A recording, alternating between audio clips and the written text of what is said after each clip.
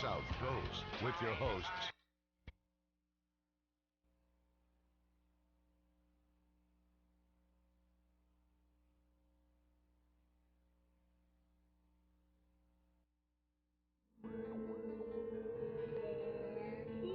Welcome to Spooky Southcoast. Look, I know the supernatural is something that isn't supposed to happen, but it does happen.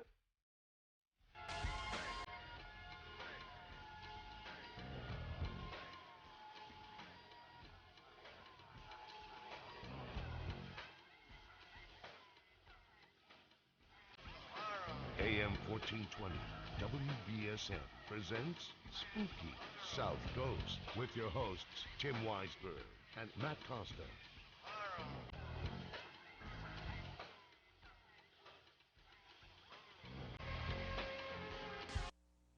All right, I'm not sure if you could hear that opening. Welcome, good evening to Spooky Southcoast. Tim Weisberg here, manning everything by myself again. And I was trying to pull the Spooky Southcoast theme off YouTube on our YouTube channel, youtube.com/Spooky Southcoast. If you're not a subscriber, please join up right now. But who knows if it worked or not. We've got all kinds of tech here in the studio that usually takes 3 people to run, and I'll be running it myself again tonight, same as last week. So not only am I trying to control everything here on the radio on WBSM, but I'm also controlling everything on Spooky TV at SpookySouthcoast.com. So if you want to watch online and you can see what's going on in the studio, it's a little bit boring tonight because it's just me behind the microphone. But you can join in there at SpookySouthcoast.com. Just click on the live show tab at the top of the screen, and then find your way to the Spooky TV feed with the live chat room. And we have some people in the chat room already. I want to say hello to everybody there. It's a great place to pop in and chat about the show, chat about things that aren't related to the show, whatever's going on in your world. There's all kinds of great people in there each and every week. This is the program where we talk about the paranormal. Earlier in the week here on WBSM, some promotion for tonight's episode of My Ghost Story on the Bio channel, which is probably... Well, I know it's definitely the #1 rated show on the Bio channel, but it's definitely up there in terms of cable television ratings as well.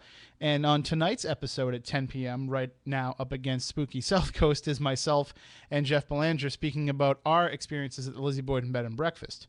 So if you just decide to tune into the program tonight and you're DVRing My Ghost Story, that's awesome. If you're listening to the program and you're waiting for the 2 a.m. replay of My Ghost Story, that's awesome too. And we hope that you can let us know, those of you that are watching it and are going to kind of do both at the same time or join us a little bit later, let us know how it goes, because the TV here in the studio doesn't get it, so I can't see how it turned out. But I'll be watching it tomorrow morning. We were going to have a big premiere party, but nobody wanted to go, so we decided not to do it. Obviously, nobody wanted to do anything because they left me here by myself for the night. Again, the second Saturday in a row that I've had to fly this ship solo. And let me tell you, it's not easy. It's like Han Solo in the Millennium Falcon without Chewbacca. We can say that because yesterday was May the 4th, Star Wars Day. May the 4th be with you. So, which is, it's either a holiday on May 4th for Star Wars fans, or it's how somebody with a bad speech impediment pronounces that line. So either way, it works. Tonight we're going to have an action-packed program for you. We're going to talk all kinds of paranormal topics. Coming up in the second hour, we're going to be joined by Marianne Brigando and Pamela Solomon Maccabe of New Jersey Paranormal Investigators. Check out their website, newjerseyparanormalinvestigators.org. Now, you might have heard us talking about this for the last couple of weeks. There was that case in New Jersey, Toms River, New Jersey, where a family purchased a house and then later found out it was haunted, and now they're trying to get their money back because it's very Amityville Horror-like. How they didn't know about this paranormal activity when they moved into the house, and now it's gotten so bad that they can't live there anymore, so they don't want to be stuck with this house because, what good is it going to do you to own a house that you can't live in? So they're trying to get their money back for that house. So we'll get an update from Marianne and Pamela of New Jersey Paranormal Investigators. We'll talk about the phenomena that goes on in that house. We'll talk about their investigations into that house, as well as some of their other work, and we'll find out what the latest information is about that family and how things are going. But before then, we're going to have the news lines open. The phone lines open throughout the course of the show. The numbers are 508-996-0500 1-877-996-1420 if you want to call in toll free. Both those numbers are also up on SpookySouthcoast.com, as well as the chat room on Spooky TV at SpookySouthcoast.com. That's a good way to try and get involved in the discussion there as well. And for those of you in the chat room who are wondering why I'm alone, it's another one of those things where, excuse me, the silent assassin Matt Costa was supposed to be joining me, but he couldn't get out of work in time. So I knew Matt Monise would not be here tonight. He's actually out in the field, and we're going to try and check in with him a little bit later on tonight. He's at a very unique investigation, and so he'll hopefully be able to share some of those details with us. And we'll talk to him about the phenomenon that's going on there. He's there with Andrew Lake of Greenville Paranormal Research, and this is an interesting case because they've actually captured some good evidence at this house in the past, as well as had some numerous personal experiences. And this is a house that I was actually interested in purchasing about a half a year ago.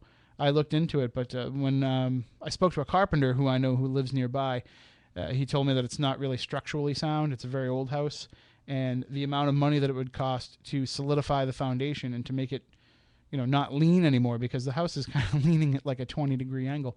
And the amount of work that it would have taken to put into that was beyond the scope of what I could afford. But we'll talk with him about the pending sale of the house and how things are going with that as well, coming up a little bit later on in this hour. But what I was thinking was, because tonight I'm sharing my ghost story on the Bio channel, I'm hoping that some of you will call in and share your ghost story. Just some of your paranormal experiences. Now, you can be an investigator who's done this for a number of years and you want to share your first encounter with a spirit.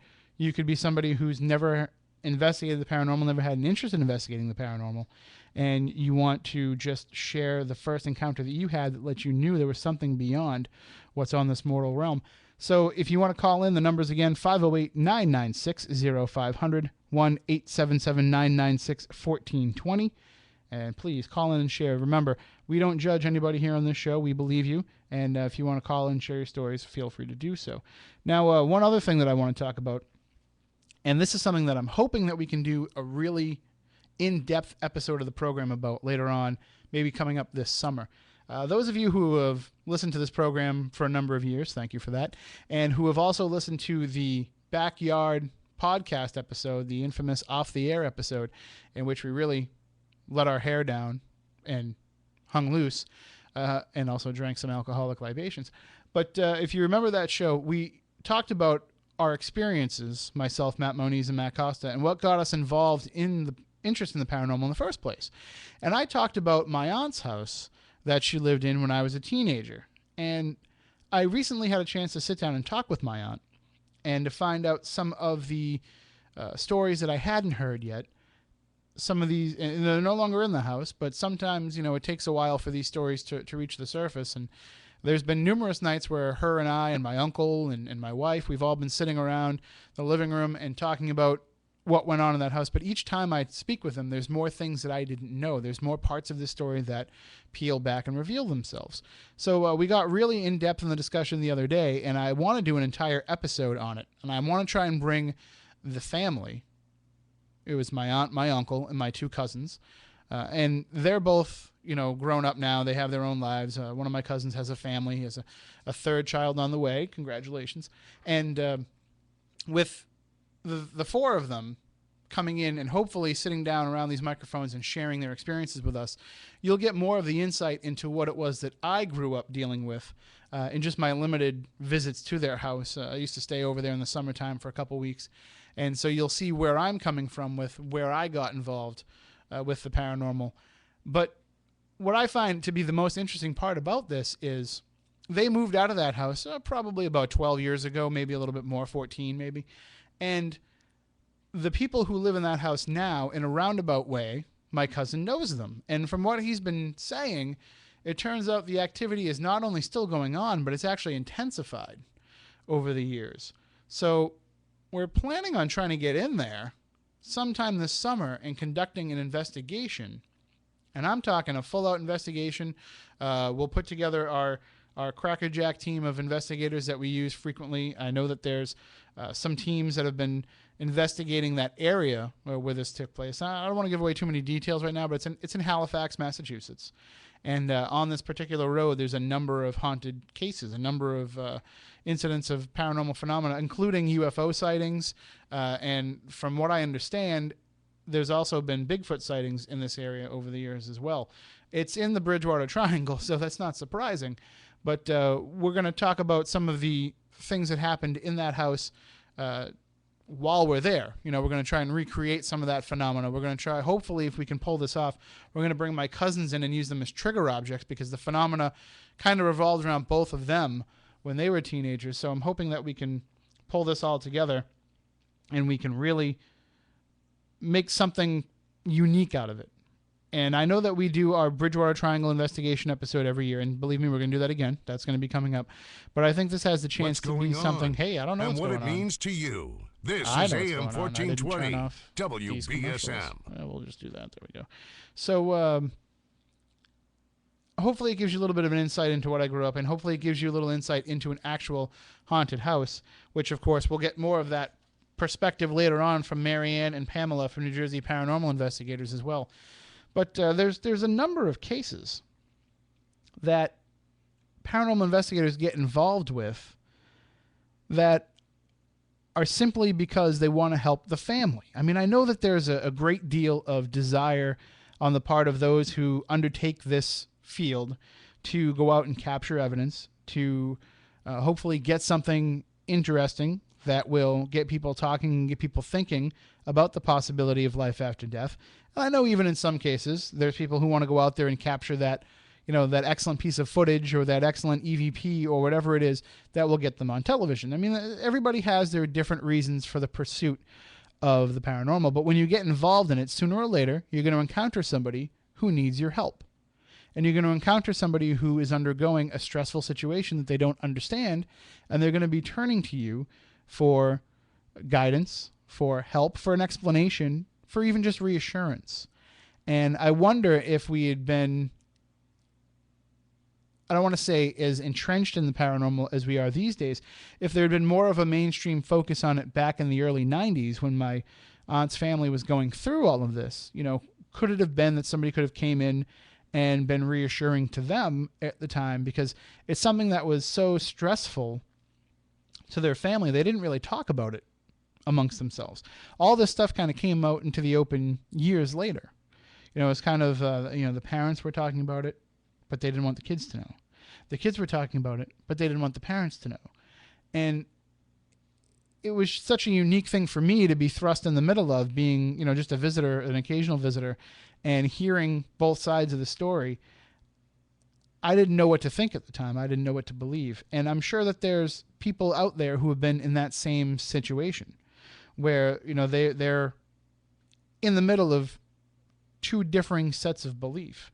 And I definitely would like anybody to call in tonight that has been in a similar situation, maybe on the periphery of a haunted house.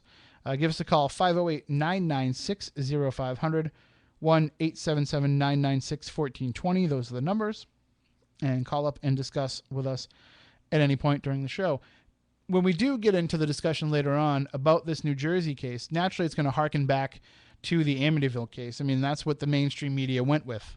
They heard about this story in New Jersey. They heard about this family that had to leave the house that they wanted to buy, their dream house, and they kind of instantly made that connection between this family and the Lutz family. So it's definitely, there's similarities to it. We can get into a lot of the discussion about the Amityville case, about the Lutzes, about Christopher Quarantino, who's been on the show, formerly known as Christopher Lutz, who actually maintains that George Lutz was heavily involved in the occult and that played a part in what went on in the Amityville house. There are similarities to that, but we also have to treat this as its own unique case as well, because it's a different family, it's a different haunting, and it's a different set of circumstances. It's too easy to try and make that tie together and say, well, this is just a family that's, hoping to use the paranormal as their moneymaker. They're coming out and they're trying to use this case to use this reported haunting to try and make a name for themselves and to basically, hopefully make the Toms River horror. That might be a little bit more of a stretch of a title. Doesn't have the ring that the Amityville horror has. But maybe they're trying to find their own niche and their own way to make a little bit of money. So we'll find out when we talk to our guests later on tonight, Marianne and Pamela, what they think are the motivations behind this family. It certainly sounds to me, in all the attempts that I've made to contact them, the family I'm speaking of, that they're not actually seeking the spotlight, that they're actually kind of embarrassed by this happening, but they just don't want to be stuck holding the bill on a house that they can't live in. So there's certainly some reason to speculate about that, though, because that's the world that we live in today. That's the world that we have to deal with as paranormal investigators. We have to look at that possibility when we are getting involved with a case. Is it possible that this family just wants us to come in here and conduct an investigation because they want this house to be haunted, that they want to have their own specialness? Now, that specialness could be just to be different. It could be to try to make money. It could be for a variety of reasons. But it's something that we have to analyze and look at as paranormal investigators. And I'm sure that Marianne and Pamela had to look at that angle as well when dealing with this family. So we'll talk about all that. We'll also talk about wherever you want to bring the discussion. Now, I'm looking in the chat room here, and I see that we have a number of folks in there. And I'm wondering if any of these people in the chat room on SpookySouthcoast.com would want to call in and share some of their first paranormal encounters, what it was that got them involved in it. So if you want to, the number is 508-996-0500, 1-877-996-1420. And again, those numbers are going to be open throughout the course of the night. So if you have questions while we're talking to Pamela and Marianne about this Toms River, New Jersey case, feel free to call in and ask those questions again. And while we have a minute here, I want to remind everybody about tomorrow's big event happening at the Seaport Inn and Marina right here in Fairhaven, Massachusetts. We have the Southcoast Toy and Comic Show. It's a biannual event, happens a couple times a year. And this is going to be a big one because admission for adults is only $8. Kids from 5 to 12 are $5, and kids 5 and under are free. Now, what do you get for that entrance fee? My gosh, what don't you get? There's going to be a number of comic book artists there selling their work. There's going to be a number of crafters there selling their work as well. And let's see what else here. Well, on the list of guests, they have Honky Tonk Man was originally scheduled to be there, Honky Tonk Man from the WWE, but he's unable to make it. So replacing him will be Raven, who has wrestled in WWE, WCW, TNA, and ECW. Also will be some cast members from Star Wars. We have Erin Gray from Buck Rogers, and those of you who aren't into sci-fi might know her from Silver Spoons, as I remember watching her growing up. And Claudia Wells, who played Jennifer Parker in the first Back to the Future film, is going to be there as well. John Doomsday Howard, Ultimate Fighter, is going to be there. Horror show host Uncle Fright and local wrestler The Devil's Reject Brandon Webb, they will all be in the house, as well as a number of artists, as I mentioned before, who will be there selling their artwork and their originals. Again, it is tomorrow. It is at the Seaport Inn and Marina in Fairhaven, and tickets are only $8. And if you go to SouthcoastToyandComic.com, you can find out more information. Again, the Seaport Inn and Marina is at 110 Middle Street in Fairhaven. There's also going to be a couple of incredible shows put on by the RKO Army at 1:30, Dr. Horribles, and at 4 o'clock, Firefly Out of Gas. So these people actually do live performances of some of these episodes, so that's really cool. And there's going to be TV cars there as well. The General Lee's going to be there, and there's going to be a DeLorean there.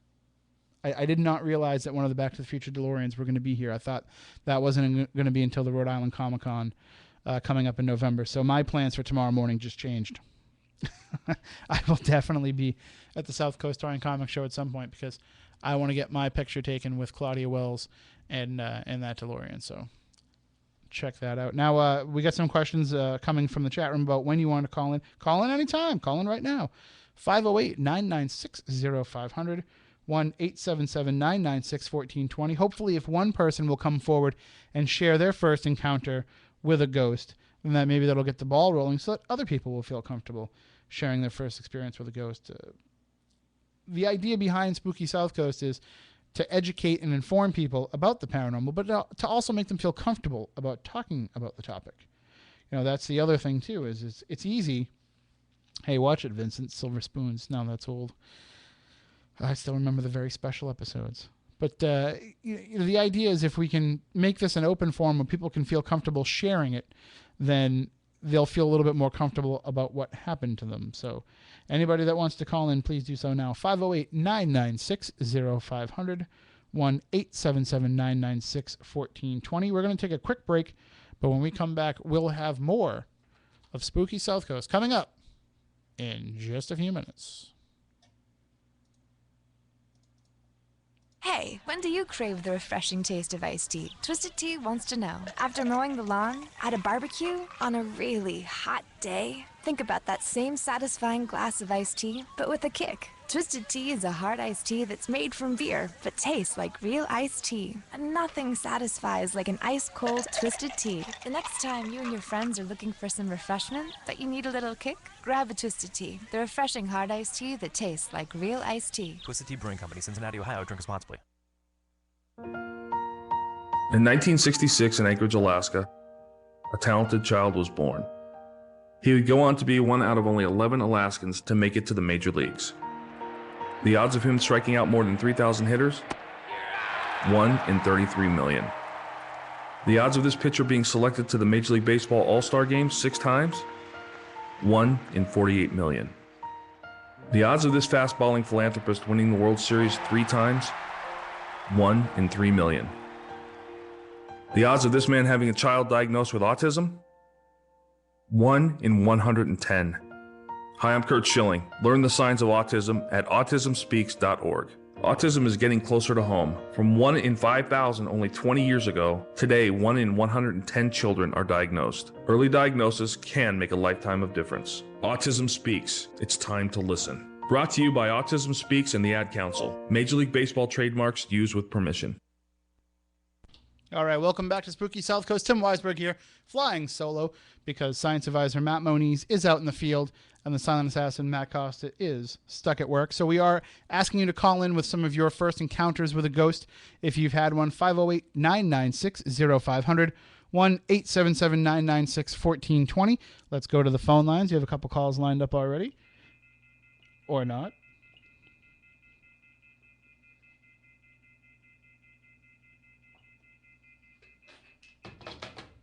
Let's try that again. Again, 1-877-996-1420, 508-996-0500. Good evening. You are on Spooky South Coast. How you doing? Good. How are you? Good. How are you? Doing very well.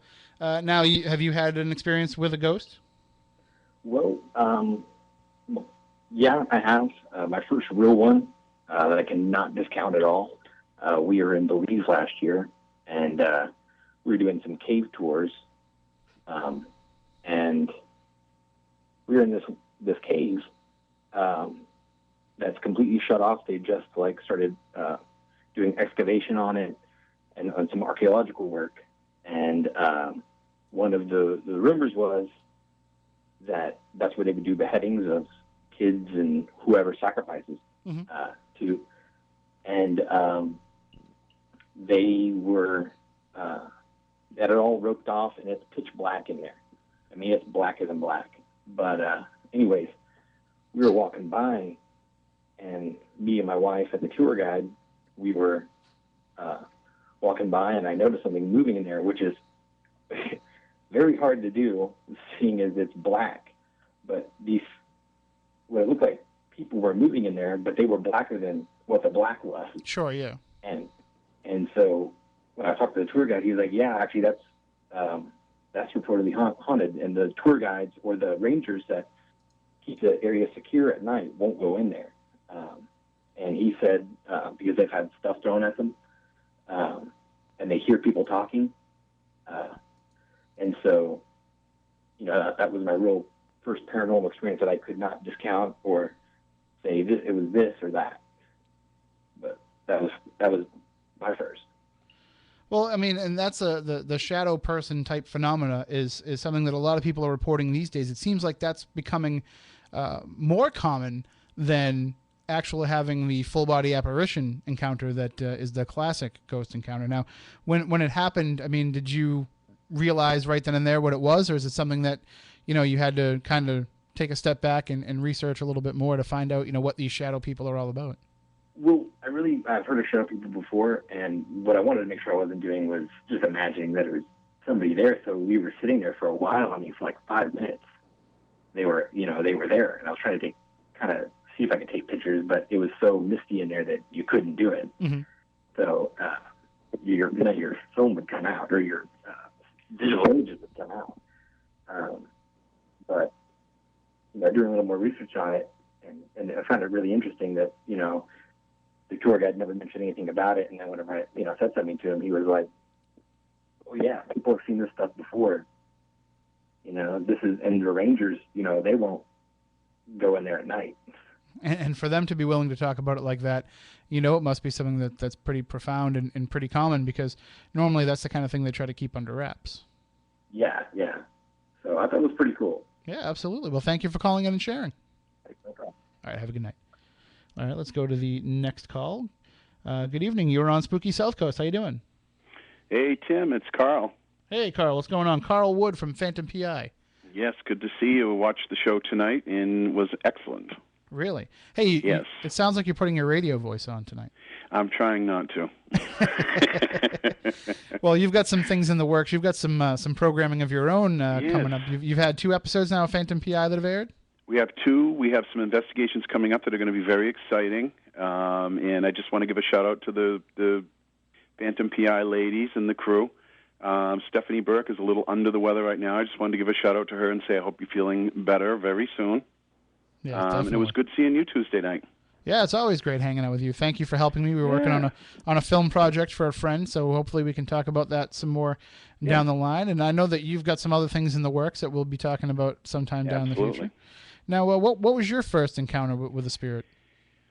I believe that my very first encounter with a spirit was when I was very, very young, in the Bridgewater Triangle. When I was living in West Bridgewater, Massachusetts. I remember as a small child getting out of the bed in the middle of the night and walking into the hallway and encountering a young girl who I saw and spoke to me, which is very unusual. If it were a true spirit or a ghost, usually you just see them, not hear them, or the other way around. But this young lady came up to me and spoke to me, and she seemed concerned that I was young and my family was asleep, and I was, wandering down the hallway. And she asked me where I was going. I said, I'm going to the bathroom. And she said, "Don't you know it's the edge of night?" And what's very strange about that is this is a long time ago. I'm kind of dating myself on this, but The Edge of Night used to be a soap opera. I was going to ask, was she watching the soap opera? Well, she may have been, and I thought nothing of it, and I kind of just shrugged it off and went about my business. And we moved out of that house, and we years later moved into a house that was active, and that's where I began to question things and look for answers.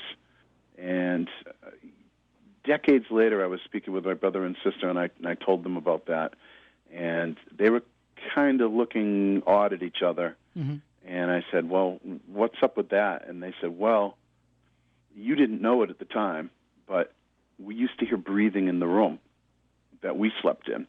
And I said, "Really? What's that got to do with, my story?"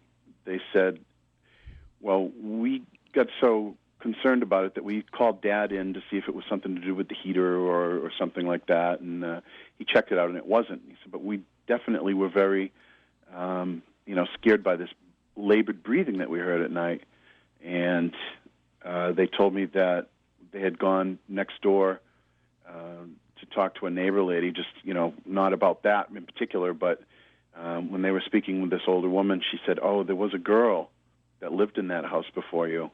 She was very petite, and she was 17 years old, and she lived in the room that you're in an oxygen tent. She passed away in there. Wow. And the way that she described the girl to them, and they described it to me, is what I remember as a young child. They said there was nobody in the house at that time. That was the very first thing. Well, that's what it would take, I think, to get somebody going. Well, thank you for calling in. You are welcome. We hope to see you soon, and good luck with everything. All right, talk to you soon. Okay, Tim. Bye-bye. Bye-bye. All right, again, if you want to call in, the numbers are 508-996-0500, 1-877-996-1420. Good evening. You're on Spooky Southcoast. How you doing? Good. Yourself? Oh, spooktacular. Spooktacular. That's awesome. Well, I have an experience. I grew up in Bridgewater, and I was in my early 20s, and I was living in the basement, sharing the basement with my sister's boyfriend, and they had a fight, so that's why we ended up, sharing the basement, right? Mm-hmm. So a couple of nights he's down there, and I hear my name, and I'm like, what? He's like, what?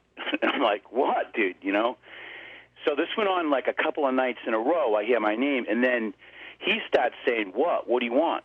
And I'm like, I didn't say anything, right? So this goes on for about a week. And I'm sitting there one night, and I'm, like, staring in the dark. And you know how, like, you look at a light bulb, then you look away, and you see, like, that glow of the light? Like the after image, yep. Yeah, exactly. Well, I had already been laying there for about 15 or 20 minutes in the dark. And I'm seeing this image, and I'm kind of, like, looking at it going, that's weird, just staring with my eyes open. And then I look in the other side of the room, and the image don't move. You know how, like, it lags if you move your eyes or whatever? Mm-hmm. This thing just stayed stationary. So I'm like, that's really strange. So I says to Tom, Tom, wake up. He's like, what? I says, look over at the window and tell me what you see. And 2 seconds later, he's like, I don't know what that is, man, but I'm out of here. So we book upstairs, and my sister's up there, and she's like, what are you doing? What are you doing? I'm like, I don't know what's down there, man, but we just seen something. We're all excited, right? So my sister says, why do you think I sleep with the TV on? I'm like, what are you talking about? Because, like, I had just gotten back, like I hadn't been living there for years, you know what I'm saying? And she's telling me, like, she hears things and this and that and the other thing, and I'm like, this is the house we grew up in, too. Now, I never experienced anything before or whatever, but I can tell you that was, like, the freakiest thing that ever happened. And I'm like, me and Tom were both like, we didn't want to go back down there. It took a day or so before I, like, went down there, and I'm, like, kind of, like, just felt creeped out, like someone was staring or watching me. You know what I'm saying? Yeah. Well, I wonder, too, if you said that they were having some issues, they were having some problems between the two of them, that could have stirred up something that was already there. Or even if you want to get really in-depth in some of the theory of it, it could have actually created what was there as well. An entity could have been created by the energy that they're putting out. They were having some serious issues. There was no doubt about it. Me and Tom worked together and stuff like that, and I know that they were, like, on a really kind of bad course with one another, and they didn't last much longer after that anyways. So that's weird that you say that, because that might be that negative energy type thing, maybe. Well, that's something, too, that I was talking earlier in the program about my aunt's house. And what's interesting about that, first of all, there's a correlation where my aunt used to always sleep with the TV on, too, because she didn't want to hear things in the night either. But in that particular house, there had been a history of couples that had lived there that had all broken up. I think it was the previous 6 tenants were all married couples that ended in divorce while they lived in that house. And I guess my aunt and uncle came dangerously close to that point before they finally moved out of there. So sometimes it does. Now, it's odd that you bring that up, because thinking back, when my parents bought that house is like only a couple years old. It was just built. This is like back in like 1968. Mm-hmm. And the couple that built it got divorced. That's why the house went up on the market. My parents got it for a steal because they were just wanting to get rid of it and get away from each other. Yeah, just move on, yeah. My parents, within 5 years after they moved there, were divorced. That's weird, because after my family moved out, another family moved in, and they were friends of my sister. That's who bought it from us. And I think they got divorced, too. Weird. Now, do you mind if I ask you where the house was located? What town? Yeah, Bridgewater. Okay, yeah, that's right. You did say that. Yeah, right off Main Street, yeah. Yeah, well, this house was in Halifax that I'm talking about, not that far off. So some real common similarities there for That is weird, though, because I never even thought of that before. But now that you brought that up, I'm like thinking back. Huh. No, I don't know. Again, it goes back to that chicken and the egg. You know, was the phenomena straining their relationship, or was their relationship strain causing the phenomena? It could go either way. All right. Well, thank you for calling in and sharing. Yeah. You have a good night, man. You too. Bye-bye. All right, now, if you want to call in and share, we have a few minutes left here in the first hour. 508-996-0500, 1-877-996-1420. And see, this is what's good about this, is you're able to share these experiences, and we can actually find some common themes in some of them.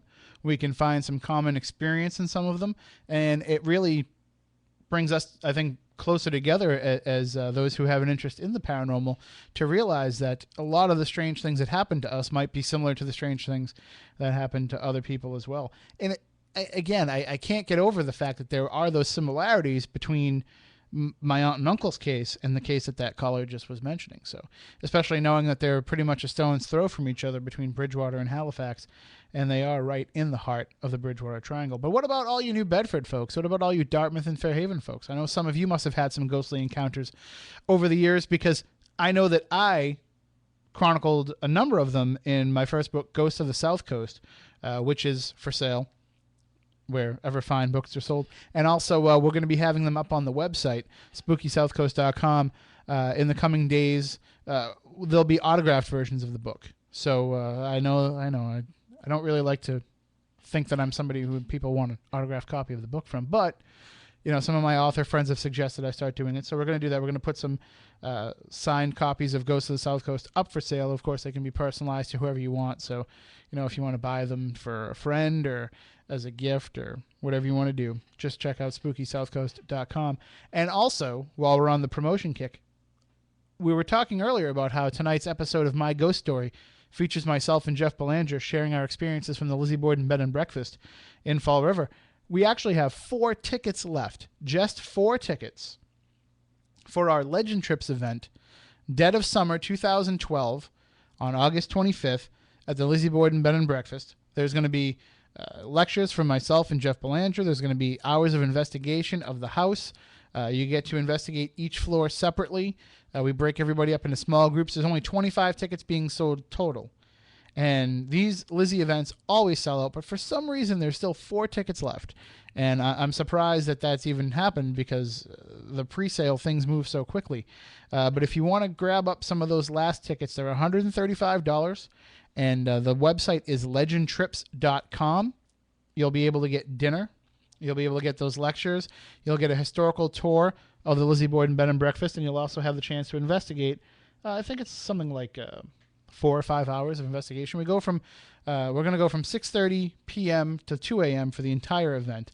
And so legendtrips.com is the website. Again, 4 tickets remain, so jump on those now, because as soon as people watch My Ghost Story tonight and they start Google searching the Lizzie Borden Bed and Breakfast, they're going to hit on that Legend Trips website. And if they want to come and investigate for themselves, those tickets are going to go fast. So legendtrips.com is the site to go to.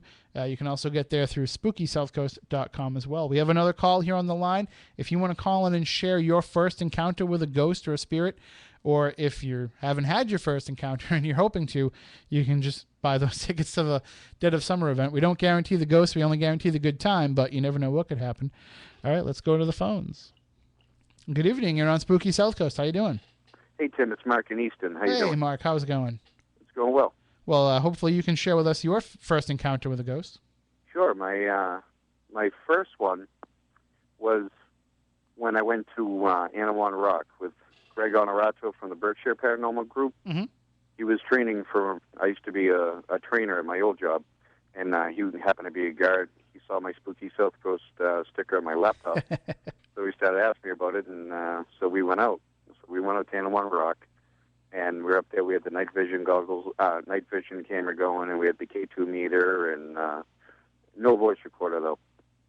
And we're out there, and you could hear sticks and stuff in the woods, but it's in the woods, so I'm not thinking too much about that really. But we got no results, and I remember being really disappointed. This is a paranormal kiddie pool. Everybody gets results. So we put all the equipment away. It's freezing cold. It's like 33, 34 degrees, So I put everything in the truck. We just started up. And then all of a sudden, flitting between the trees, you can see, like, when you cook on the grill and it's all, like, wavy? Mm-hmm. Yeah, you get those, like, heat lines almost? Yeah. You can see one darting from one tree to another. And then there was another one. And then there was another one. And then another one. And now there were about 14 or 16 of these things flitting between the trees and then coming, like, towards the truck. So I pulled a Scooby-Doo and, all right, let's go. So we got the heck out of there. Yeah, exactly. And afterwards, I'm like, that was crazy. I got to get back. And then after that, I won a ticket to go to the McKinstry House with the Taunton Paranormal Group. And so we're doing an investigation there.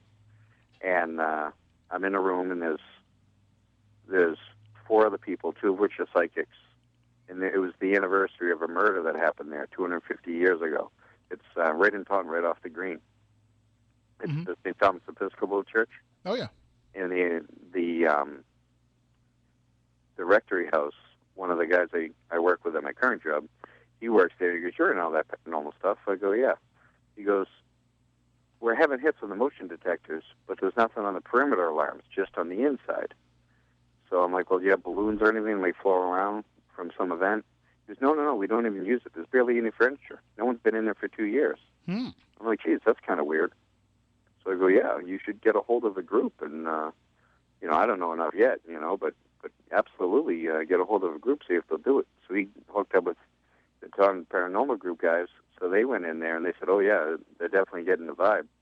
And so they raffled off money. The money went to the church, and so I happened to win. So it worked out real well for me. So I went. So I'm in the room, and out of the 5 people total in my group, 2 of which were psychics. And right away, they're getting the feeling of a male, a large black male, that wasn't allowed in the room, didn't feel comfortable in the room. So there's 3 doors off this room, right? So I go, well, why don't we choose another room? So they go, "Okay, Mark, that's a good idea. Which door do you want?" "Oh, it doesn't matter to me. Just choose one." "All right, how about that one?" "Okay." So we take a step towards the door, and all of a sudden, whoosh, the door just swings open. And I'm like, "Get out of here." So now, instead of running the other way, now I'm bolting out the door to figure out what's out there. No one's in the hall. I'm like, "What the heck?" So we go back, we close the door. We try stepping on the wood, maybe the old floorboards pop the door, that kind of thing. Oh, yeah. And we couldn't get it to move at all. So I'm like, that's weird. So then we go in the next room, and afterwards, when you're watching the video, you can see, as I walk through the door, this, like, green bow tie-looking thing that I'd never seen before in any other show or anything flew right by my face. And I've taken martial arts for a while. I'm a pretty jumpy guy. And I didn't hear wings of a bug or anything. I didn't make any notice of it all on the video. You just see me walk right out the door. And it was right by my face. There's no way I wouldn't have seen it, but it was there in video. Wow. But it was the weirdest thing. So we go in the next room, and we close the doors. And now they're not getting the presence of the large black male. They're getting the presence of a small female instead. So, okay. So I'm the only guy in the group, and so we're doing the classic, can you make a noise? Can you let yourself be known? Sure, yep. And you hear a scrape down the wall, and then you remember in high school those little things that would level the chair, that little, like, silver thing? Oh, yeah, little, like, disc things? Yeah. Mm-hmm. All of a sudden, this thing goes rolling across the floor. It just came out of nowhere, and it just rolled across the floor. So we're like, "What the? Thank you." So we put it up on the mantle, because there are 14 fireplaces in that house. So we put it up on top of the mantle, and I'm over in the corner, and I'm like, "Geez, that's weird." So they're saying, and it was another one. It was cold in there, because it was, I forget what month it was, but it was cold. It was barely any heat, because they never used the house, Mm-hmm. And so I'm over in the corner trying to stay out of it, because they're filming their thing for their show, And all of a sudden I'm feeling perspiration on my nose, and I'm feeling the warmth of a hug around my shoulders, but not the pressure, but just the warmth. Yep. And then again, they say, "Can you touch one of us?" And right away, I get a tap right on the back of my neck, right there, and that was it. I'm absolutely hooked. Nice. Now, anytime anyone's doing an investigation, well, let's go. I'll take you there. We'll go right down. I know all the spots. Let's go. You know. Well, thank you for sharing. We got Monise calling in now from the field, so we'll find out if he's having any similar experiences. Thanks so much for calling, Mark. You're welcome, Tim. All right, have a good night. Bye-bye. All right, so let's go right to Science Advisor Matt Monise, who is out in the field tonight. Good evening, Matt. How's it going?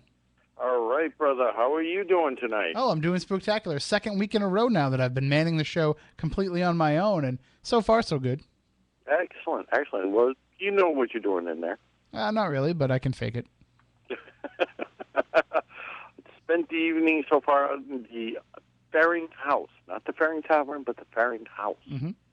I was joined by Andy Lake and had Tiffany and Stephanie from Spirit Connections drop by. We conducted a little experiment. I went upstairs with Stephanie, and Andy stayed downstairs with Tiffany, and we started and we met in the middle and then switched floors and then compared notes. And it seemed like both girls definitely did pick up on all the salient points in the house, and both of them came up with the appropriate names associated for each room and floor and point of activity, which I found interesting. Now, neither of them had been there before, and I wanted to keep them separate, so they weren't just feeding off each other. Mm-hmm. And they both picked up on all of the correct points, including for the history of the house. So I found that extremely interesting. And then we were dealing with a little EVP section and stuff on the second floor, and we're hearing people walking around on the third floor. And it's definitely an interesting evening. Let's put it that way. Well, I know the house was for sale. Has it been sold? No. Okay, but these people, you've only got a few more chances to investigate, though, right? Before. Yeah, a couple more weekends, but until the house is sold, I have access periodically. Let's just call it that, periodically. Is it still leaning about 20 degrees, or is it getting a little bit worse? It's interesting because some of the rooms are definitely not square. Mm-hmm. Yeah, especially on the third floor. More like a rhombus-shaped room. Yeah. Well, and of course, this is the location where Andy Lake caught that awesome picture on the full spectrum camera right. of the strange. I got to say, I know some people see like the shape of a woman with a bonnet, but to me, it kind of looks like a big penis. Yeah, some people have referred to it as a. But we took a series of photographs tonight of people standing in that same location, so we know that the height of the individual, let's just call it that's in the photograph, has got to be about roughly 3 to 4 inches shorter than me. Okay, so, and that definitely does not fit anybody else that was in the house at that time. Mm-hmm. The photograph that Andy took looks like a short male person with a Ben Franklin type of haircut. Okay, and number one, we know it's not me. We know it's not the other woman that was in the house, who happened to be a black woman wearing a baseball cap. It wasn't the bald individual who owns the house, or it wasn't my friend Kerry, who looks nothing like that and had her hair in a ponytail. Mm-hmm. So it didn't fit any person that was in the house, at least living, if you know what I mean, us. And Andy was very methodical about when he was taking the photographs there, and he made sure that there was nobody walking around. Hey, where when we do you were, crave the we were refreshing all. taste? Sorry about that. We had a commercial fire off. Well, that is kind of the computer's way of telling us that we're up against the news break. Now, you will let us know about how this investigation goes, though, and you'll share any findings that come up on a spooky future episode of Spooky Southcoast, right? Certainly, most certainly. All right. Well, thank you so much for calling and checking in. Stay safe out there. We're going to be talking to the investigators of that New Jersey haunted house that the owners are trying to get their money back. So we'll let you know how things go with that, too. All right. Excellent. And you're doing a great job, Tim. All right. Well, thank you very much. And you guys keep doing what you do out in the field. We'll talk to you soon. All right. Later. All right. Later. That is science advisor Matt Monise of the Spooky South Coast program. So they're out there at that Fearing House, so you can find out more about them. We'll be back in just a few minutes coming up after the news here on Spooky South Coast. In the meantime, feel free to go to SpookySouthCoast.com or LegendTrips.com and pick up the last few tickets for that investigation. All right, we'll be right back with more on Spooky South Coast. Sam, New Bedford, AM 1420, WBSN, a Cumulus station.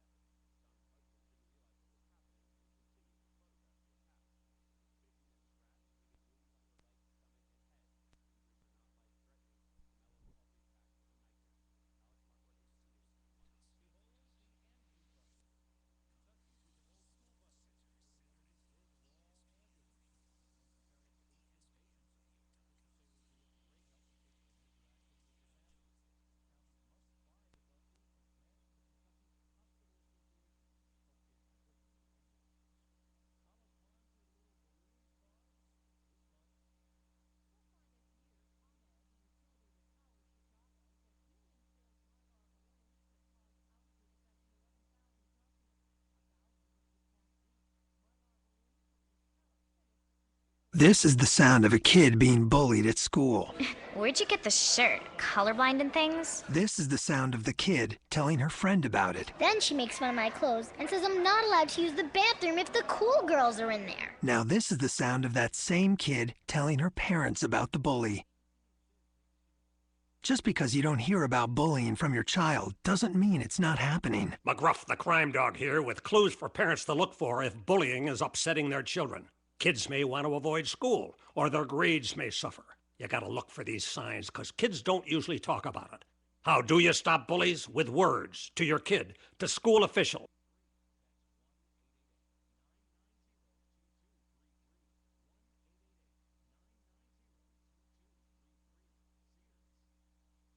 This is Jack Peterson with the latest featured animals up for adoption at the Forever Paws Animal Shelter at 300 Linwood Street in Fall River. The shelter has some very special cats up for adoption.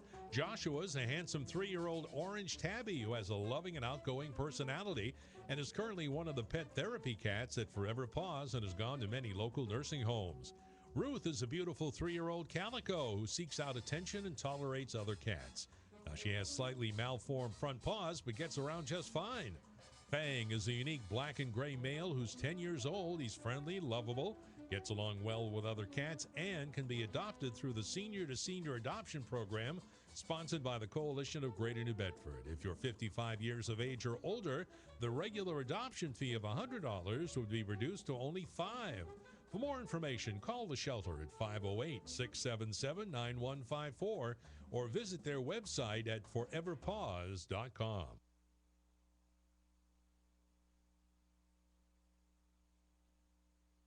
Some statistics are surprising, some are unbelievable, and some are simply unacceptable. Right now, nearly 30% of U.S. students aren't finishing high school. Nearly 30%. And that's the average. In many places, it's even higher than that. And fixing it is a responsibility that we all share.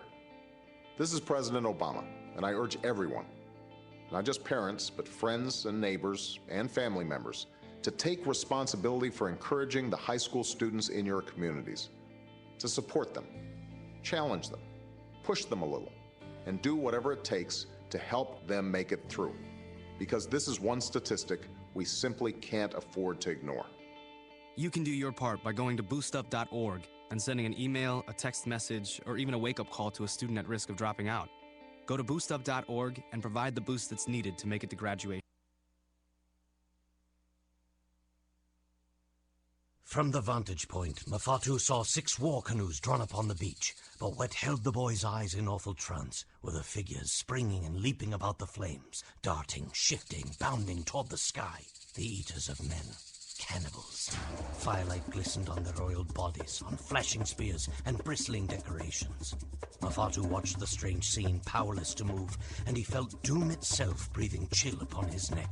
In that very instant, he heard a crashing in the undergrowth. 4 figures were tearing toward him through the jungle. He could see them now. He turned and ran blindly down the trail, slipping, sliding, stumbling, his breath all but choking in his throat. Only one thought gave him courage as he ran. His canoe ready and waiting. If only he could reach it before the savages overtook him. Explore new worlds. Find out what happens next by reading the book Call It Courage by Armstrong Sperry. For other great book ideas, visit literacy.gov. A message from the Library of Congress and the Ad Council.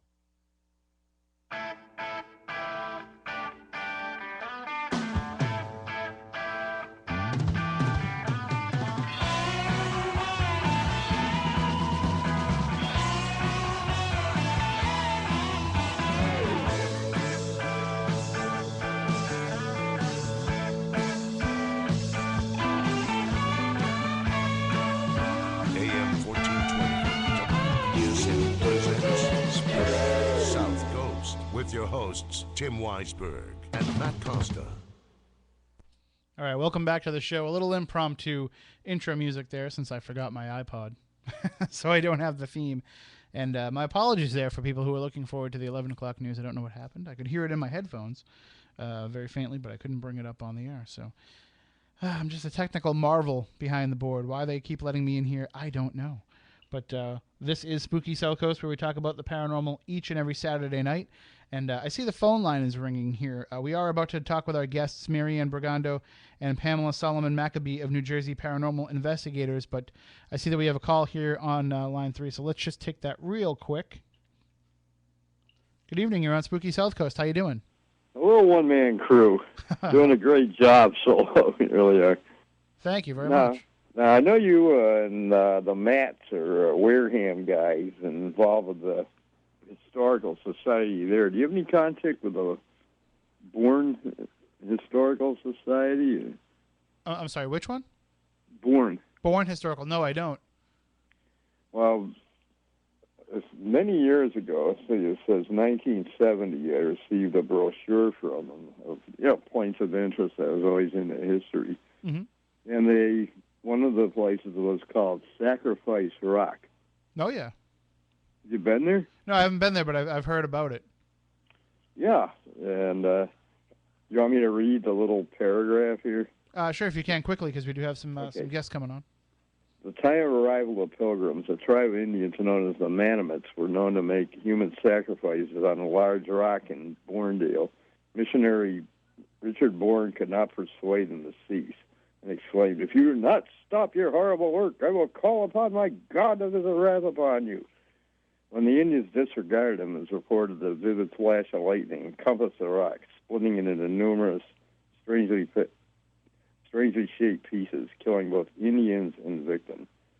Today, broken pieces of the rock can still be seen. Okay, so I went up there to take a look at it, found out, up Herring Pond Road in Bourndale. Mm-hmm. And as I was getting there, a beautiful day, I had a girlfriend with me, but it started getting cloudy, and the wind started swirling, and I heard somebody say, "Brother, draw no nearer." Wow. I heard a voice, and it wasn't my girlfriend. I said, "What did you say?" She said, "I didn't say anything." And we're just looking at, just pieces of granite or whatever the heck kind of rock it was, kind of overgrown, and I just tried to get a little closer again, and I just felt something repel me, and somebody said, "Well, I guess that's it." We went back.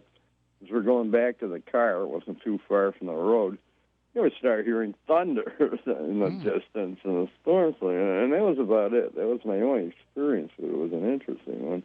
Well, it sounds like definitely something worth checking out. I don't live that far from there, and I ride my motorcycle up there all the time. Now, is there anything I've been to a place in Wareham a couple of times, Indian Mound Beach. Is that actually a burial area? I used to live in Indian Mound Beach when I was younger, and I've never found any proof of that. There are stories about that, though, that out there on the banks of Buttermilk Bay, that's where they used to bury their dead, but I've never seen any evidence of that. I think that the idea of it being a mound has more with the fact that it's a hilly area, so there was kind of an uphill area that overlooked Buttermilk Bay. Hey, I'm glad Monise is checking out the Fearing House. Is it anywhere near the tavern? Actually, it's not. It's a couple miles away. It's almost in West Wareham. It's down on Fearing Hill Road, which is if you go past downtown Wareham and you get to what's called the Lincoln Hill area, you keep going past like what's the area called? I can't think of the name of it now, but it's where Springborn Laboratories is. It's where the Herring Run is, down in that neck of the woods. You keep going past all that, and then it's kind of out what probably would have been a very wooded area and not very heavily populated back in the Fearing days. So so this is from the same era as the tavern? I think it's about 200 years later. So maybe 150. It's if you look it up, I think it's 89 Fearing Hill Road. Not that I want to give the address away on the air, but we were talking about it, and it is for sale. You can see pictures of the house on the website where it's for sale and find out more about its history. Now, is any remnants of the Fearing family still living? Oh yeah, there's still those who are descendants of them. I don't know too many with the last name Fearing, or as we say in the old days of Wareham, they said Ferring. So there hasn't been a lot of that line still around, but there are descendants of that family, and there are descendants of all the original families of Wareham still in town as well. Bessie's are still around, and numerous others too. That's terrific. Oh, I love your work, not only in the paranormal but history, which I'm a big fan of, and you do a lot to bring it forth to people, and I thank you all. Well, thank you very much for the call. Okay, good evening. Have a great night. All right, well, now that we are ready here to speak with our guests tonight, Marianne Brigando and Pamela Solomon Maccabe of New Jersey Paranormal Investigators. They are joining us on the line tonight to talk about the very interesting case in Toms River, New Jersey. Good evening, Marianne. How are you? Hi, I'm fine. How are you, Tim? Oh, we are spooktacular, as we say here. And Pamela, how about yourself? I'm doing fine, thanks. All right. And thank you both for joining us. I know that we've been trying to get a hold of you here for a while, but, we say that sometimes with the modern technology, we have issues with voicemails and leaving calls for each other, but maybe sometimes it's the spirit world just not wanting us to get together. Could be. Yeah. So, Marianne, why don't you tell us a little bit about New Jersey Paranormal Investigators? New Jersey Paranormal Investigators was started by myself and Pamela back in 2009.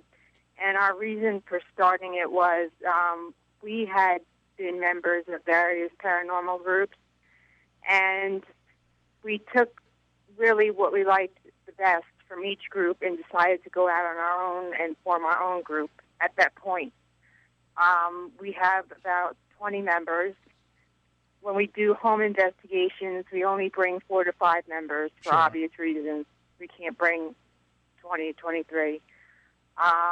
We've been everywhere from Kentucky up to Massachusetts, and we've done a little bit, probably close to 20 investigations to date. And now, Pamela, what types of approaches do you use as investigators? Well, we approach each of the investigations with a scientific mind. We go out there and investigate each house individually or each piece of property individually. We listen to the claims, and we see if we can debunk the claims or duplicate the claims. And if we can't, then we, see what we can come up with. Or, perhaps it's paranormal. We'll say, it's paranormal. Now, is it a matter, too, of, say you're trying to approach it from a scientific perspective, too, but you also have to take into account, the religious factors of your clients. You have to take into account the psychological factors. I'm assuming that you have a big, pre-investigation interview that you do with the clients to find out more about them. Yes, we do. We do a telephonic pre-investigation interview, which is very lengthy because we do get a large volume of calls. I can honestly say that we don't go out on every investigation that we get a call on because of some of the psychological factors that come into play, and we tend to actually reject a lot of requests for investigations based on whether it be psychological issues, believe it or not, drug issues, alcohol issues. We get all those type of phone calls. We also do take into consideration the religious denomination or beliefs of that individual and what they will and will not allow us to do. Well, the reason that I ask is because we talked about at the beginning of the program, a lot of the media has picked up the Amityville connection kind of to this Toms River case of the fact that it's a family that moves into a house, they buy this house, they don't stay there for a very long period of time, and then, they're looking to get their money back. How was it that you came about to come involved with this case? What happened with that was the woman had called me, and she was frantic. And she had told me that she had just moved into her home on March 1st. And on March 3rd, she had checked into a hotel with 2 children. When I asked her why, she explained to me that things were being thrown around the house. She was hearing things. She was seeing things. And I asked her 2 girls, one was age 12 and one was age 14, so the first thing I thought was poltergeist activity. That was the first thing that came to my mind. And when we went to go do the investigation, for the first 2 hours, nothing happened at all in the house. After the second 2 hours, we decided to actually involve Michelle, that's the name, in the investigation, in that if there was an entity in this home, for her to call it out and to prove it to us. Mm-hmm. And sure enough, we have a DVR system hooked up, and we had a mag light that we were using, and the mag light was set off, and we were in a basement. And we wanted to find out whether this was residual or an active haunting. And what had happened was we told Michelle to start asking questions and to demand that this entity did in fact leave. When she would ask the questions, the flashlight would actually go on once for yes and twice for no. Clearly, it would clearly brighten up. And this went on for a good 45 minutes. So we kept up this correspondence with this entity. We would ask it questions like, did it know Michelle? Did it like Michelle? Did it like Josh, her boyfriend? And we would get yes or no answers. We asked, did you know? Do you know you're dead? Typical questions that we would ask. But we were able to engage this entity for a total of about 45 minutes. And she did, as you know, and as it's been in the paper, she did take the case to court. We don't know the outcome of that yet. But she did take the case to court with the evidence. What kind of phenomena must have been happening in those few days that she was there for her to have moved out so quickly? I mean, it must have been pretty intense. Normally, when you move into a house, there's some degree of getting accustomed to it. So, you got to think that they'd probably dismiss, the creaking sounds and things like that. It must have been pretty overt phenomena to chase them out of there so quickly. She claimed that her biggest claim was there was a lot of stuff, and this happens also, of course, when you move, you tend to misplace things. But there were things that she swore had gone missing,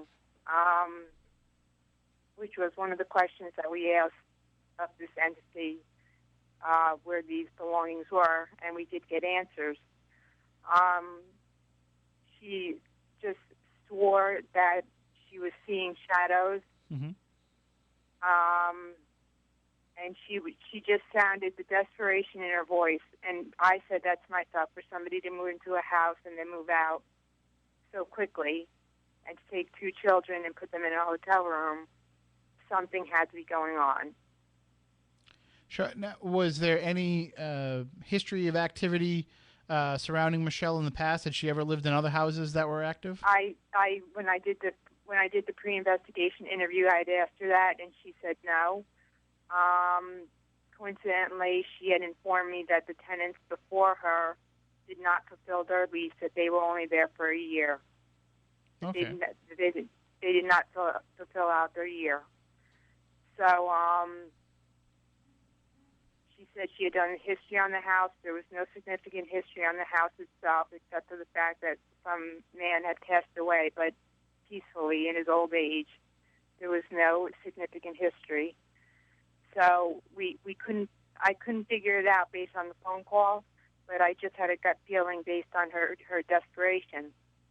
Yeah, I mean, and that's the thing too, as investigators, you can tell when somebody needs the help and when somebody needs, some kind of an answer. And sometimes you go into this, and as an investigator, you want to find, true evidence of the paranormal. But when you see somebody who's that upset, you also want to be able to tell them, hey, look, I think it's this, I think it's just this, and kind of assuage their fears a little bit too.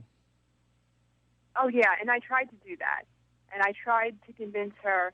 And now, the other thing is there was a miscommunication where she's convinced that it's demonic. We don't believe it's demonic in nature whatsoever. For the mere fact, when she goes to the hotel, she's okay. Because I followed up with her after the investigation. When she goes to the hotel, there's no activity. She's fine. Nothing bothers her.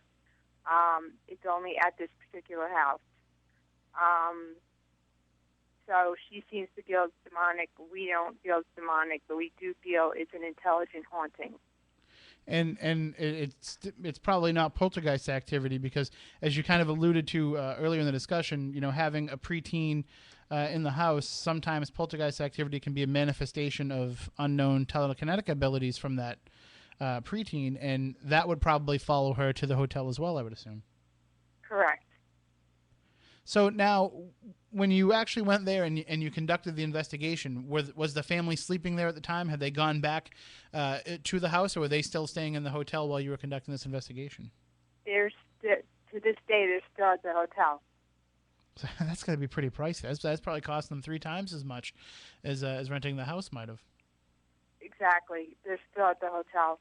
And I did my best, even when this happened, to explain to her that there's something going on here. We won't know until we have all the evidence reviewed, but from what we've seen, there is something going on, but it's not going to hurt you. Whatever it is not out to hurt you. It likes you. It answered yes. For some reason, it's attracted to you. It's not going to hurt you. But she would only leave her belongings there. She would not go. She would not stay. Well, I mean, I don't want to. This is in no means to discredit you guys. I don't mean this is any offense to you as investigators. But isn't it possible that if it was demonic, it might want to make you think that too? It might want to appear to be just a regular haunting to you guys, and then when you're gone, then it might actually start to oppress them a little bit more. Well, my only feeling was that in all of her trips back and forth to the house, because she does go there on a daily basis to pick up stuff, to drop off stuff, she's going back and forth to the house on such a frequent basis that my feeling is if it was demonic, something would have happened by now. Mm-hmm. Yeah, it says. Tim, I hear what you're saying. It could be a trickster spirit. I mean, there is that possibility, but she doesn't stay in the house long enough, and we really weren't in the house long enough to really gather all the information we need to see what truly is going on there. Sure. We need more time. Now, it's you guys haven't been the only paranormal group to investigate this house either. There's been more than one group that's gone there, right? One other group went. Shore Paranormal went. And they have evidence of, they had a bowling set for kids, one of those play bowling sets, and one of the pins fell down. But with all due respect, those pins were on carpeting, mm-hmm. and they were made out of plastic. So, in that sense, I don't want to sound like a skeptic, but I want to say anything could have made that pin fall down. Sure. Well, even the Shore Paranormal Research Society has said that it's, they're not ready to classify the house as completely haunted. Mm-hmm.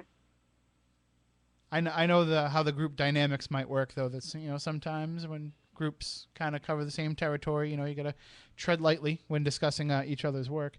But in terms of just the fact that these people now are spending the money that they spent to move into this house, which I'm sure wasn't costly, because if you're just moving into a house, you're probably paying first month, last month of security deposit, so you're laying down a whole bunch of cash just to get into the house. And then, not to mention the fact that, now you're on the hook for that lease. And at the same time, you're also paying this, what's got to be an exorbitant hotel bill. So there's got to be a significant event happening there to make you want to spend this kind of money. And I'm just afraid that it's going to be a very difficult thing to prove in a court of law to be able to get that money back. I mean, I haven't. I agree with you. I agree with you 100%. We gave her all the evidence that we had, and I'm sure Shore Paranormal gave them what they had. But I did, because she asked me what I thought, and I did explain to her that to prove a paranormal case in court is going to be extremely difficult, if not impossible. Now, did they mention at the beginning, before you investigated, did they mention the possibility of a lawsuit? No. So that's something that's come up afterwards as a result of these investigations? Yes. Now, does New Jersey have the law where they are required to disclose if a house has reported paranormal activity? No. Okay. So, I mean, legally, the owner of the house was under no constraints to have to disclose any information, but, as you said, they might not have been aware of anything either. He doesn't believe that there's anything going on whatsoever at all. I mean, isn't it possible that you have to kind of have the perfect storm of, the activities there, and sometimes the right people just have to be in there to make it active? It could be. Very well be. Well, yeah. If I've never seen anything before. I mean, this thing with the flashlight would almost like jump to life when this girl was talking, when this woman was talking. I've seen, flashlights go off like, 1 or 2 times during the investigation. This thing went on for 45 minutes. And it just like would get brighter and brighter whenever she started talking about something. It was just almost unreal. Yeah, it definitely sounds unreal. like, it sounds like it's something that's definitely centering themselves around these people. Yeah, definitely. You're kind of stuck in that catch-22, though, of, they think that they're in a haunted location, and it could be something that is following them and only can manifest in that house for some reason. Maybe there's certain factors. I mean, in your investigation of the home, have you found any specific factors within the house that might lend itself to a haunting? Things like, a lot of field stone in the foundation. Is there any strange electrical current? Is there running water nearby? Nothing. Nothing like that? There was nothing. That's what really, we had no irregular electrical, elements go off at all during our investigation. That's what really threw us, and we could find also, no EVP, nothing. The only way this thing wanted to communicate was through this flashlight. Mm-hmm. And this flashlight belonged to Joe in our group, who's an ex-police officer in New York City. And he had gray hairs growing out of his head that night when this happened, because he's the biggest skeptic in the world, I got to tell you. And he was just banging on the floor after the session trying to make this flashlight go on and off because he could not believe this thing had happened to him. But it happened. It really happened. So I just can't imagine, though, as thorough as it sounds as your investigation was, it's going to be very, very hard to even, first of all, to even get a lawyer that's willing to, be the plaintiff in this case, along with this family, because it's going to be not only such a hard thing to prove, but you got to think now your reputation as investigators is going to be on the line in this court hearing, and also kind of the paranormal as a field in general is going to be called into question as well. It's going to be something where you might not get a group of people that are ready to accept this kind of stuff, and that might weigh heavily on the decision that's made. Well, did you hear where it's going to be held, the court case? No. Well, here you could break the news now. It's supposed to be on the People's Court on TV. Oh, really?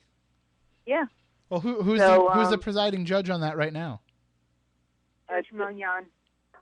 Okay. Yeah. So we've been told that she's going to allow in evidence the video, which is the video that I took of that night. Oh, so you guys might actually have to be involved in the program? She's asked. The court case has already been done. Okay. We don't know the outcome because they're going to not be able to tell you until it airs. Right, 2 months. Right, she has to wait 2 months to give any interviews or discuss the case. But the case has been heard, and for legal reasons, it was actually his attorney that advised that it be heard in People's Court. This was my understanding from Michelle, that it be heard at People's Court because he's also suing her. Yeah, well, I'm assuming for the fact that they're trying to break that lease. Well, now he's suing her because now he can't rent the apartment. Oh, that's bogus. That's totally bogus. The whole reason he wants to go on the People's Court is so that it will draw more attention to this house, and that people are now going to want to rent that house. He's going to end up charging double the rent by the time that episode airs. Exactly. He's going to have a line of people waiting up there to get involved. I know people who would love to live there and experience this on a daily basis. Probably when he realizes what it's going to be worth, maybe he'll appreciate it. Yeah, I don't know. I mean, that's going to make it even more interesting. I was thinking about how this would kind of readily get thrown out of a regular courtroom.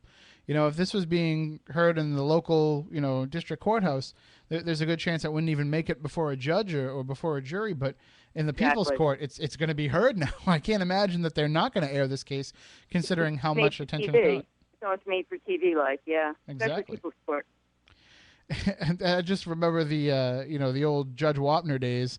I can only imagine how, or Mills Lane even, how they would take something like this. But Judge Millian might be a little bit more accepting of the idea of the paranormal. The problem with this, think so. Sorry, go I ahead. really think so. When she shows the tape on air, the courtroom's going to gasp. They're going to gasp from the scenes when she asks questions and it starts flooding with flashlights. Mm-hmm. It's going to be dramatic, I think. Of course, now, though, with this evidence being used as part of the program, I'm sure that now that's under a confidentiality agreement, and you can't actually show the footage to anybody until the episode airs.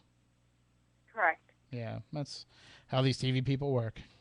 But what I find to be the most interesting about this now is looking at this from the perspective of somebody who watches the paranormal media and kind of tries to keep my thumb on the pulse of this now. They're going to, I think that there's going to be a directive there to kind of play up the paranormal aspect and to be accepting of it. So I don't think, even if Judge Millian wanted to kind of, dismiss this in her own mind, they're going to play it up because it's going to make for a more dramatic episode, and it's going to be something that's of interest to people. Exactly. Someone told me the other day that they heard something like they were talking about upcoming on the People's Court, like the first case of paranormal. It's going to be heard on the court. And I was like, oh, you got to be kidding me. They're promoting it already. Yeah. Well, the first case in the People's Court maybe, but there has been cases in the past that have been heard in actual courtrooms regarding the paranormal. Of course, you look at the Bell Witch case from An American Haunting and some of these other cases, and sometimes they fare well, sometimes they don't. Right. So now, with this case being settled through the People's Court, how much investigation can still be taking place in this house? Are these people basically still the leasers of the property? Are they still in charge of the property until this case is heard, or have they completely relinquished their right to it now?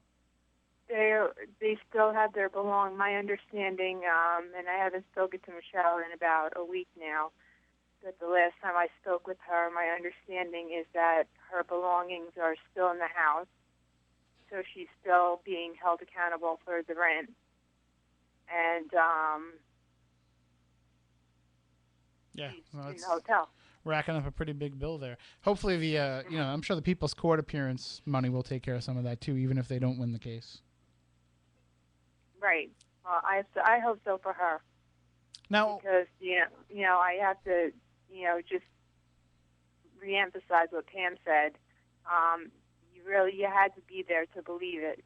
And if somebody told me the story about the 45-minute session, I would kind of half hear it out and half be skeptical about it. And I can honestly say that out of our whole group, I tend to be more on the cynical side sometimes, and I would not have believed it if I didn't see it with my own eyes. That this flashlight actually made itself go into an off position and then on to an on position and even brighten, get brighter and brighter the more Michelle talked. It also responded to us when we asked questions. Well, but not to... I was going to say, how does that compare with some of the other evidence that you've captured in some of your other cases? I mean, to have that kind of direct communication with the spirit. Our other evidence has basically been EVPs. Mm-hmm. And we've also gotten measurements on our, various electrical meters that we use. But again, in this house, we didn't have any meters go off, so all the electricity and everything registered fine in the house. So we couldn't figure out, again, there didn't seem any electrical irregularities in the house. See, I mean, I don't want to speculate too much into ghost theory here, but to me, when people do feel like something is a demonic haunting, I find that there are cases such as that where, they have this activity happening, but there's no correlation of data on the meters and everything because the demonic works outside of the same realm of physics that ghosts use to manifest. So the demonic is able to cause havoc without going through the normal motions that a regular human spirit would. What I find is interesting here is the couple's pastor, Terrence Sullivan, has told newspapers that he's certain that there is demonic possession within this property. Now, I don't know if you guys know much about Pastor Sullivan or if you've dealt with him at all. that would be something that I think would be, he's really putting his neck out on the line, I'd assume, to make a statement like that to the media, wouldn't you think? Yeah, I think he had like one line in that article that he believed that it would be demonic. He sort of like echoed what they said, I believe, in that article. Mm-hmm. Well, the thing that I'm thinking here is if they get him involved in the people's court, and he starts getting involved, and they mention this, it's only going to help the case for the family. But at the same time, I think he has the most to lose by saying that too. Yeah, I mean, they said that like, when things would happen, they would happen in groups of 3, alluding to the Trinity. Mm-hmm. Or mocking the Trinity. Things would fall, or three pushes. They felt pushed or something. Everything would happen in groups of 3. They would say. And that didn't seem to be the case with what was happening with you guys, though, right? It wasn't in groups of 3 when you're having this flashlight session. No, nothing appeared in groups of 3 that we could discern from what was going on. No, that's the night now. Is there going to be any chance for you guys to get in there at all anymore before the family's officially out? We hope so, but we're not sure. Like I said, last time I spoke to her was about a week ago, and I'm hoping she'll call us back because she has, she has a copy of the evidence, and she has our DVD player and a monitor. So I'm hoping when we get that stuff back, we can make arrangements to get back into the place. Or at least make sure that you definitely get your stuff back at least, or else you might have to take them to the people's court too. There you go. That's that sounds like a little bit more of a cut and dry case. But there you go. Now, what about this area? I've been to Toms River, New Jersey. I've been down there before in the past. And what about the whole area as a whole? I mean, is it very active? I got to do some research because you know what's funny, Tim? I just got a phone call tonight from a woman who was telling me about how she had a house for a couple of years and she had her house cleansed several times because she was hearing things and seeing things. And now she just moved into an apartment in January and she needs somebody to come out right away because now she's actually seeing things. She's actually seeing spirits. And she also has a 12-year-old and a 14-year-old girl, and she lives in Toms River. So as soon as she said she lives in Toms River, I said, you got to be kidding me. It's starting to sound like Gary, Maine a little bit. So I don't know what it is with Toms River, but I really have to look into it because I've never heard, I've lived in New Jersey my whole life, I've never heard anything in particular about Toms River. Mm-hmm. And now we're going to have 2 cases a month apart. Well, I mean, not that this has anything to do with anything, but isn't Toms River the original home of Bruce Springsteen? Isn't it Freehold? I think he's Freehold. Yeah. Freehold, yeah, but doesn't he have a house in Toms River? Doesn't he have a farm? He may. Yeah, that's. If he wants, he does. I guess. Yeah. So I mean, he's the boss. So if we just ask him, he is the boss. If we ask him, he'll tell him, "Hey, tell all this paranormal to get the hell out of here." He'll do it. He's the boss. You got to listen to the boss. But we'll play his music and see if the ghost likes it. And he'll play the ghost of Tom Joad, maybe. But there you go. It seems like it's a quiet community, though. It seems like it's a pretty.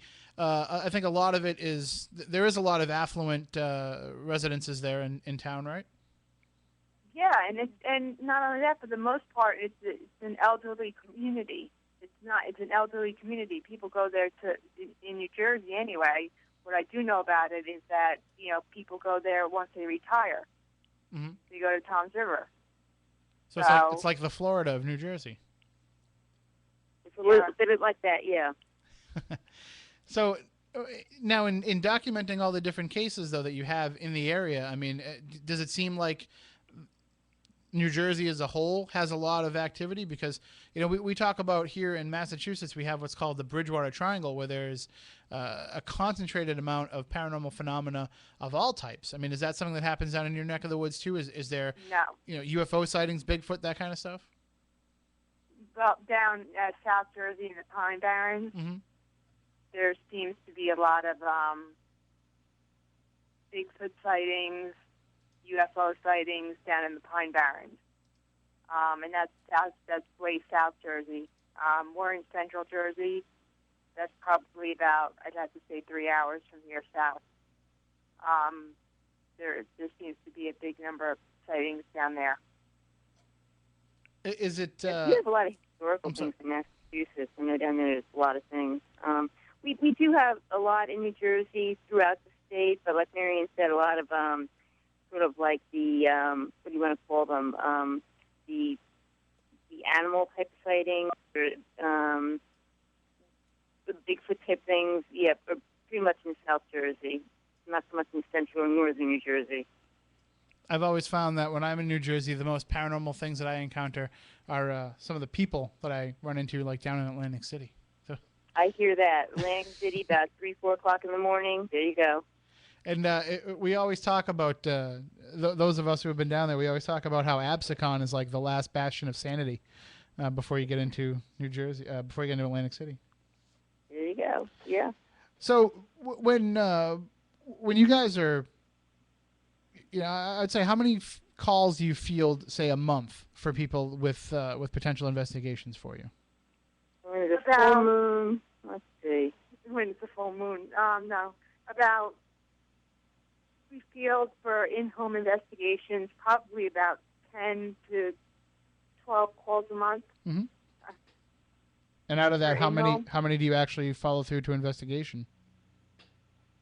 Only about, I'd say, 3 to 4. So I mean, it's still enough to keep you busy, though. Yeah. And we've had people that call up and say things like, "Can you call me back? I'm seeing faces in my ice cubes." Do those kind of people warrant a call back? No, really not. But I got to tell you, one time we had a phone call at 4 o'clock in the morning. A woman is calling us to please come out to her house. She's seeing and hearing things. I'm like, 4 o'clock in the morning? You got to be kidding me.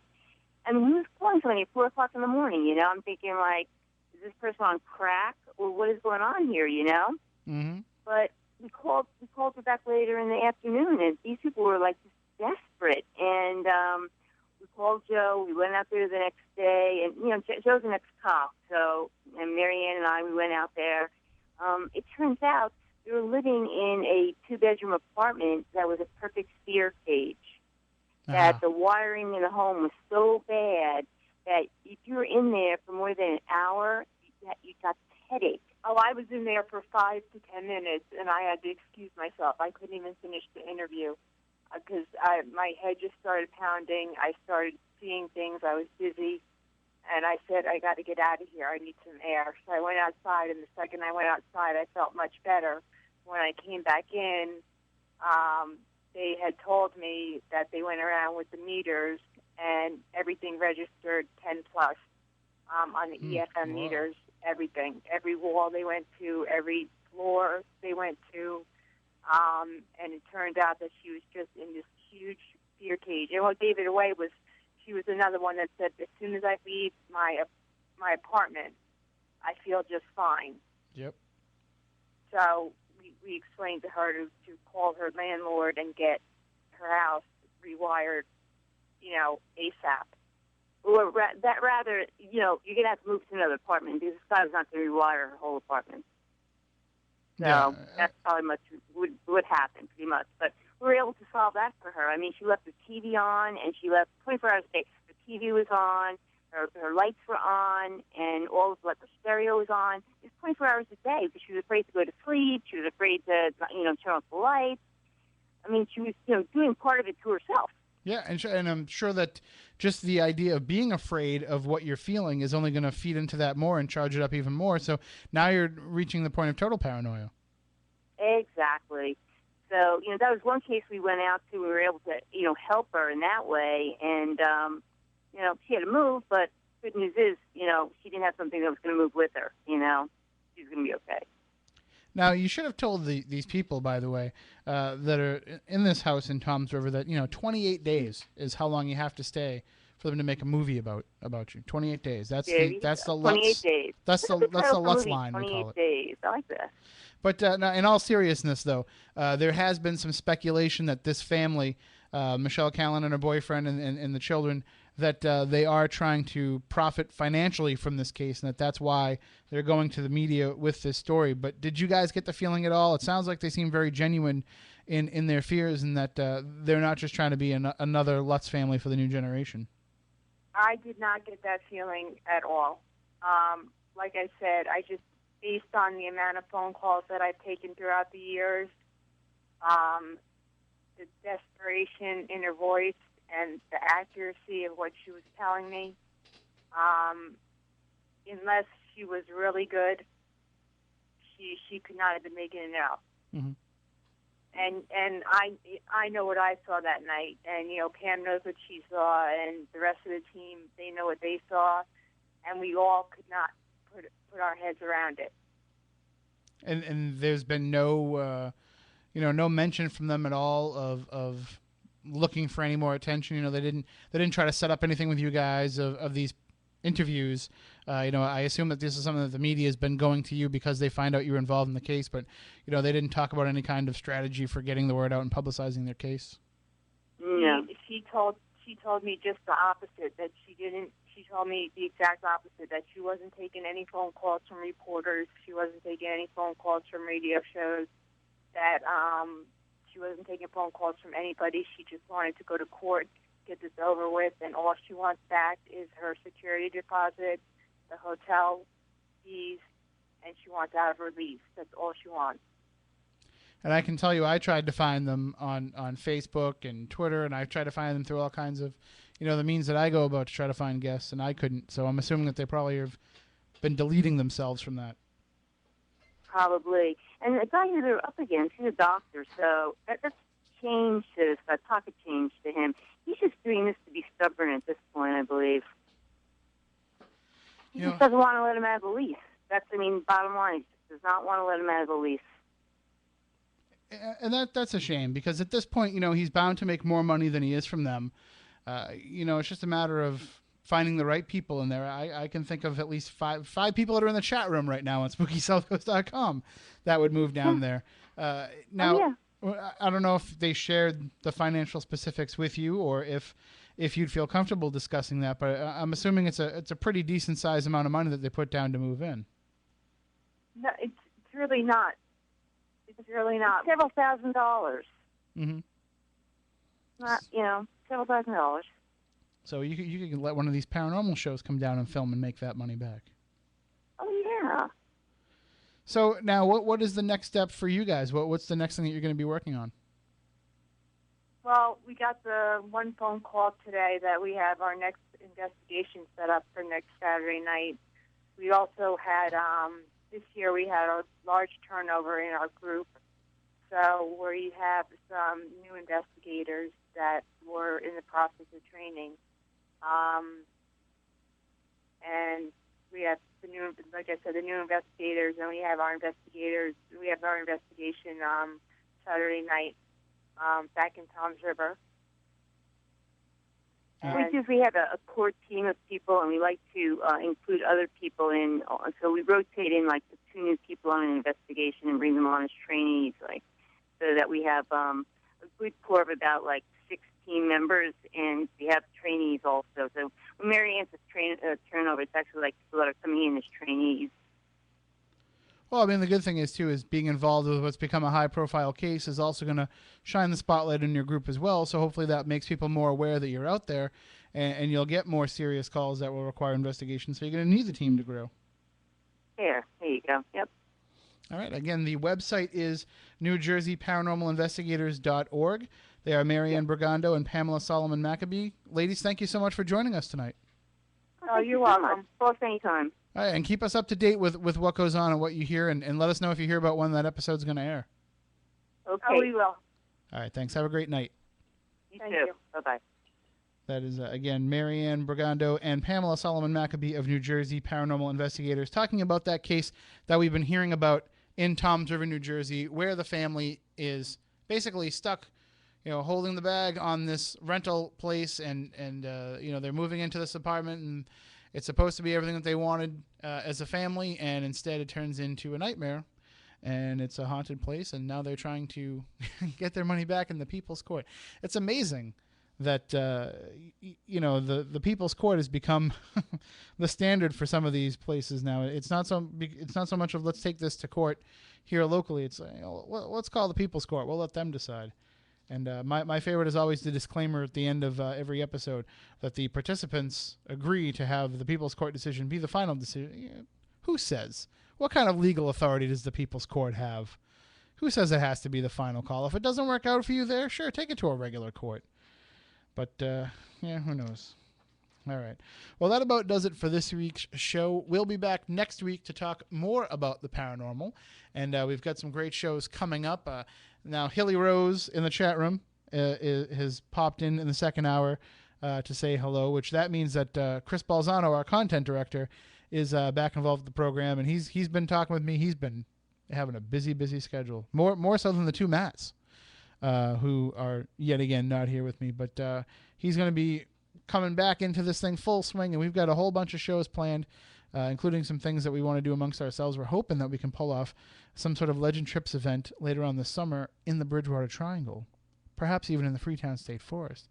So stay tuned for details about that. But in the meantime, there are still 4 tickets available for the Lizzie Borden Dead of Summer event coming up on August 25th. You've heard us talk about it tonight on the Bio channel, or if you haven't heard it yet, you can check it out at 2 a.m. on the replay. And I'm sure there'll be replays all week long, and then next Saturday night, they'll probably be replaying too. It is the episode of My Ghost Story in which myself and Jeff Belanger share our experiences from the Lizzie Borden Bed and Breakfast. So check that out. And in the meantime, go to legendtrips.com if you want to grab those last 4 tickets. Now, we are also going to be offering up the rooms at a special price too, a special discounted rate for the evening, but those are going to be on a first come first served basis. So the people who already purchased tickets are going to get the first crack at those, but there's only 25 tickets, and there's 4 rooms and 2 suites available. No, wait, did I get that right? I think it's 4 rooms and 4 rooms and 2 2-room suites available. So 25 people, you don't know, even if you're buying the last 4 tickets, you could have a crack at a room and get a chance to stay there at a special rate. And if not, we're going to be working out a deal with a local hotel so that you'll be able to stay there as well. Because, oh man, after graveyard shift at Slater Mill, what a difference it made to only have to go half a mile down the street and crash instead of, not crash, fall asleep in the hotel instead of having to go all the way back home from Pawtucket, Rhode Island. So it does make a difference, and if you're out there and you're out for having a good time, it's worth spending the extra money to get a room, because these events are draining. Not only are they a lot of energy and activity in the course of the normal event, but you got to think, if the paranormal's out there, it's draining your energy to be able to fuel itself. So, as far as I'm concerned, those 4 tickets are going to go pretty quickly, and so jump on legendtrips.com if you want to get your chance. I want to thank everybody for hanging out with us tonight. Thank everybody for dealing with me going on my own for another week. That's kind of the way that it's turned into. So we'll be back next week. Hopefully there'll be a full crew here, at least a partial crew, because I'm getting kind of lonely in here. So until then, for Matt Monise, for Matt Costa, for Chris Balzano, I'm Tim Weisberg, and we want you all to stay spooktacular. Hey, when do you crave the refreshing taste of iced tea? Twisted Tea wants to know. After mowing the lawn, at a barbecue, on a really hot day, think about that same satisfying glass of iced tea, but with a kick. Twisted Tea is a hard iced tea that's made from beer, but tastes like real iced tea. And nothing satisfies like an If ice this radio cold spot were Twisted Nikki Tea. Baker's The next life, it time would you and start your friends pretty are normal, looking for like some this. refreshment, But but then, you need a right little around kick, here, grab a her Twisted life Tea. would The take a refreshing bad hard turn iced with tea her that mother tastes abusing like her. real iced tea. And about this far in, Nikki would drop out of high school and run away. Here, she'd be forced to work 2 jobs, struggling to support herself And her daughter. She'd feel stuck. But then she'd decide to earn her GED diploma. She'd